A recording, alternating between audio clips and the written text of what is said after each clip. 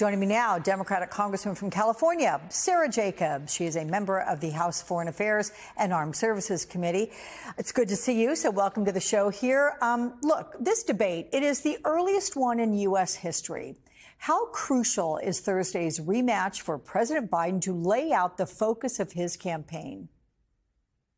I'm really looking forward to the debate on Thursday. I think it will be an incredible opportunity for President Biden to talk about his forward-looking positive agenda for the future and also make sure that voters really understand the amazing accomplishments that he was able to do in his first term. You know, canceling over $160 billion worth of student debt, 15 million jobs created, the biggest investment in climate change ever, the first gun violence prevention legislation since I was in elementary school, an actual infrastructure package that is investing billions of dollars into our American infrastructure and economy. These are the kinds of things that he's going to be able to highlight. And you're going to see that compared to, Donald Trump's very dark vision of the future, where he said he wants to be a dictator on day one and where he's going to use the very levers of power against people who he believes has wronged him. Look, you're going to be watching. I'm going to be watching, but how much do you think your constituents or the greater general public will be paying attention this early in the process? I spoke with Adrienne Elrod earlier, a senior campaign spokesperson for Joe Biden, and, she made the point, 4.5 months still until the election. It's a long time for Americans to stay engaged. It is early, and I know a lot of my constituents are still dealing with the day-to-day of their lives, figuring out which summer camps they're going to be able to send each of their kids to, all of the day-to-day of life. But I do think there are a lot of Americans who are focused because they know that this election is incredibly important and really is going to determine the future of our country and the future of our rights, especially as women.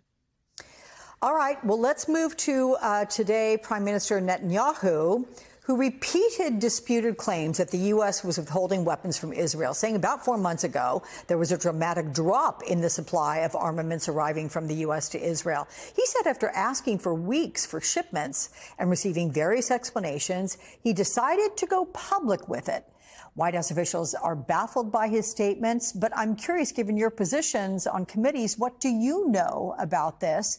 Does the prime minister have any legitimate concerns? It's very clear to me that Prime Minister Netanyahu is trying to politicize the U.S.-Israel relationship and is solely focused on his own position of power and not actually what's in the best interest of Israel or the United States. I applauded President Biden's decision to withhold the 2,000-pound bombs. Those have been the weapons we've seen being used to create a lot of destruction and civilian harm. We have existing U.S. law and policy that says that we have to review how our partners and allies use the weapons that we send and to make sure that it abides by international humanitarian law and our own norms and values. But there has actually, beyond those 2,000 bombs, there's no merit to what Prime Minister Netanyahu is saying. So Thursday's debate, then, it offers President Biden his biggest audience to date in his campaign. Is there something he can say to clear up this dispute over weapons supply without enraging pro-Palestinian supporters? I think it will be incredibly important for President Biden to lay out his proactive agenda. He has laid out a ceasefire plan that will end this war, that will get humanitarian assistance in, that will get the hostages out. That's what everyone in the U.S. government has been working tirelessly to try and get to. And I think it's important that he shows that he has a plan, not only for how to end this war, but also for how to actually build a future where Palestinians and Israelis can live in peace and dignity and autonomy. And frankly, I know that will only be possible if President Biden gets reelected, because we know that that's not something Trump is at all interested in.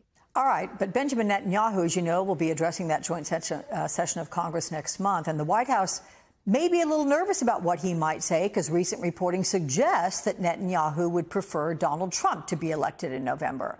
How politically fraught could this address be for the president in an election year?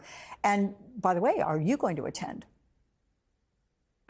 I will not be attending. I think this is straight out of Prime Minister Netanyahu's playbook. We saw him do the exact same thing to President Biden in 2015 about the Iran deal.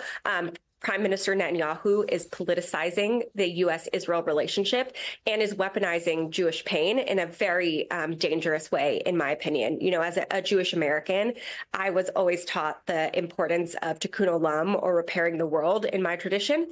And to me, that means doing everything we can to actually get to peace, to actually get to two states for two people, to actually get to a ceasefire and the hostages back and humanitarian assistance in. You know, it seems very clear to me that Prime Minister Netanyahu is not working towards those goals.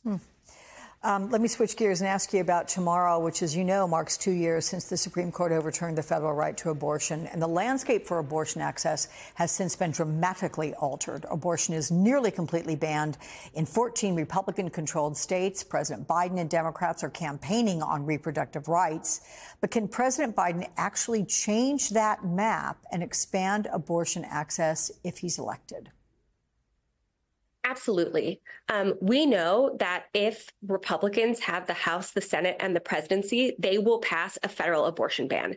And that means even in a state like California, where I represent, and Alex, where you're from, where right now abortion is protected, that means a federal abortion ban would override those state rules. And it would mean that even in California, we wouldn't have a right to abortion. And that's why it's so important that we make sure that we reelect President Biden and we flip the House and hold the Senate, because I know Democrats, we are going to pass a law that would codify Roe v. Wade and make abortion rights the law of the land if we get that power.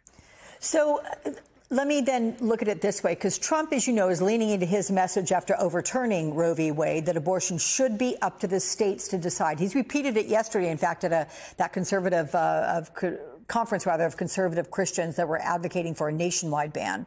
So could Trump's message then be he's leaving it up to the states?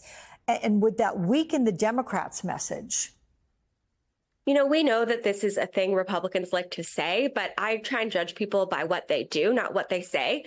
And Republicans have already introduced legislation that would ban abortion federally. They've introduced legislation that would create a federal fetal personhood standard, which would risk access to IVF and birth control.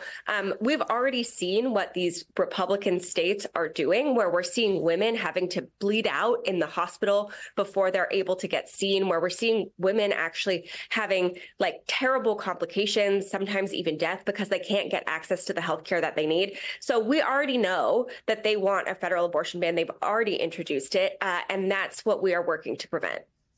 Okay, my fellow Californian and friend, Sarah Jacobs, thank you so much.